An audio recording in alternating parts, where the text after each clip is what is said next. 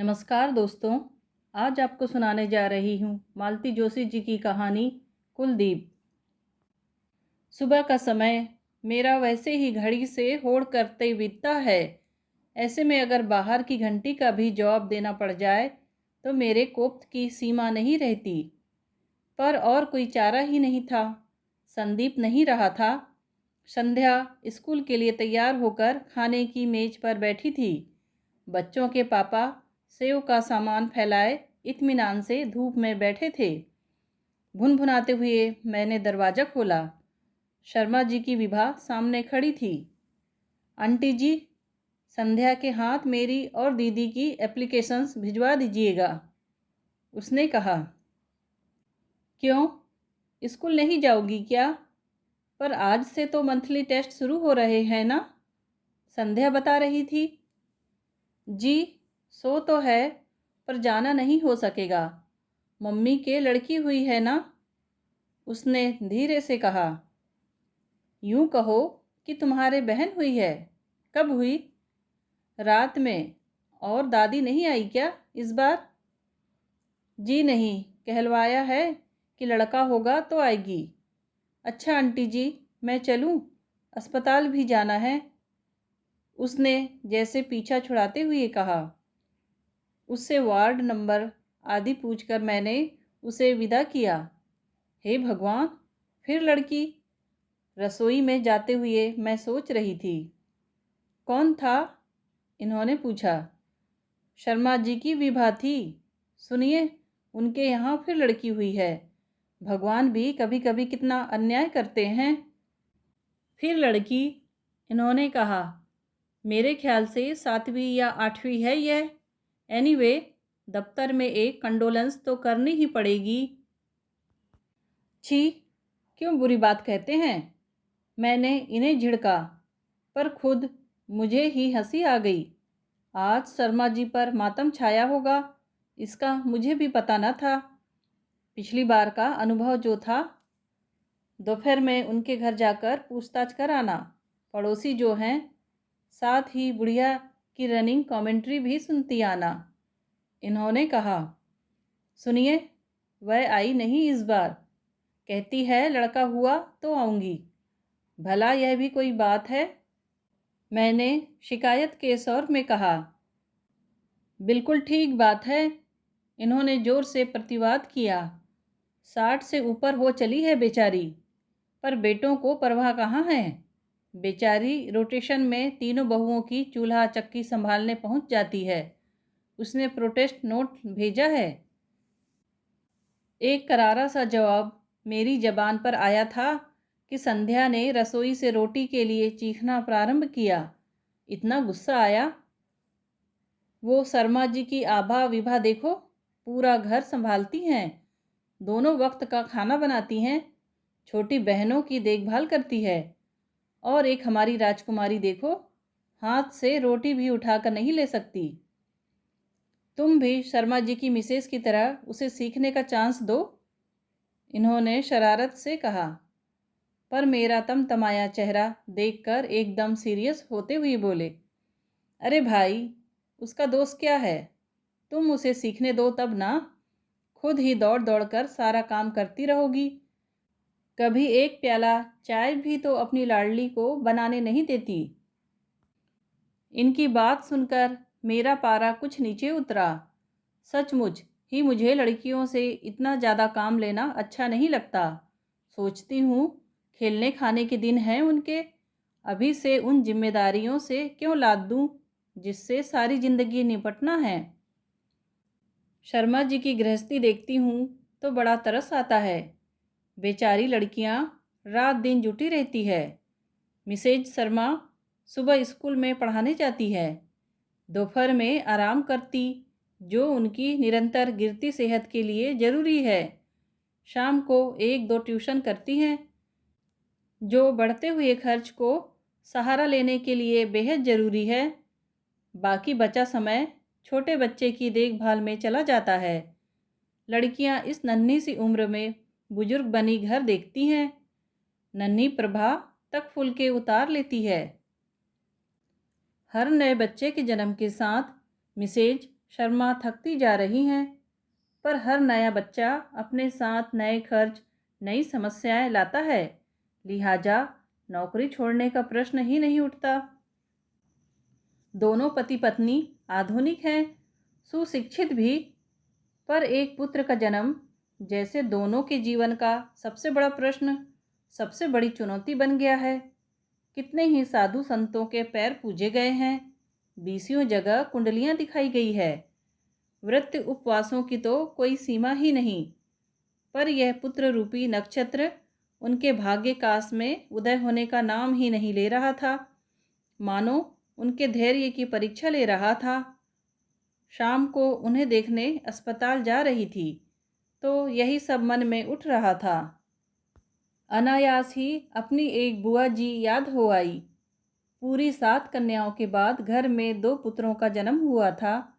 इन बेटों के लिए कितनी मिन्नतें मानी गई थी, कितने नेम व्रत किए गए थे, उनका कोई हिसाब ही नहीं था। वे बच्चे मानो माता पिता और बहनों में पल रहे थे, उनको जरा भी धूल तक कोई नहीं लगने देती। इतने लाड़ प्यार में पले थे बच्चे।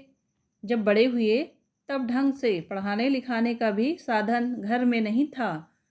बचपन में 5 साल तक मांग कपड़ा पहनाने की बुआ जी ने मान ले रखी थी। वही मानो इनकी नियति बन गया, क्योंकि घर का सब कुछ एक एक कर लड़कियों की शादियों में सुहा होता चला गया। जब भी उन दोनों के मुंह से माता पिता का उल्लेख सुनती हूँ तो उसमें तिरस्कार और कटुता ही होती। बुआ जी का ज़माना तो फिर भी अच्छा था, पर आज इस महंगाई के युग में इतनी बड़ी गृहस्थी पालना सोच कर ही मन कांप उठता है। अस्पताल पहुंची तो देखा वार्ड खचाखच भरा हुआ है। मिसेज शर्मा के स्टाफ की महिलाएं हैं, पड़ोस की भी करीब करीब सारी ही हैं। मिसेज शर्मा रो रही है, जनता उन्हें धीरज बंधा रही है, आगे के लिए आशा दिलाई जा रही है। नए ज्योतिषियों के पते दिए जा रहे हैं, कारगर ताबीज़ों का सुझाव दिया जा रहा है, कुछ तीर्थ स्थान की सिफारिश की जा रही है। नवजात बालिका उपेक्षित सी झूले में पड़ी है। बड़ी लड़कियां सूखा मुंह लिए इधर उधर खड़ी हैं, उन्हें जी भरकर कोसा जा रहा है। खासकर बड़ी तो अपने साथ पूरी सेना ही लेकर आई। सारा वातावरण इतना वितृष्णा उत्पन्न करने वाला था कि मेरा तो दम घुटने लगा। इसी बीच मैंने आशा को आंखें पोंछते हुए देखा तो मुझसे नहीं रहा गया। मैंने कहा, देखिए, आपको लड़कियों के सामने इस तरह की बातें नहीं करना चाहिए। लड़कियां इससे अपने आप को अनचाही महसूस करने लगती हैं। आखिर यह किसी के हाथ की बात तो है नहीं। मिसेज शर्मा तो एक सांस लेकर चुप हो गई, पर शेष महिलाओं ने मेरी ओर इस तरह देखा कि मैंने वहाँ से चल देने में ही कुशल समझी। सड़क पर आकर मैंने खुलकर सांस ली। उस खींच भरे माहौल से बाहर निकलने पर इतनी राहत मिली थी। सोचा अब जाते हुए सब्जी लेती चलूं। मार्केट में एक परिचित महिला से मुलाकात हो गई। उनके पति पिछले साल बच्चों को पढ़ाने के लिए आते थे। उन्होंने घर चलने का बहुत आग्रह किया। मन नहीं था, पर उनका अनुरोध भी टाला नहीं जा सका।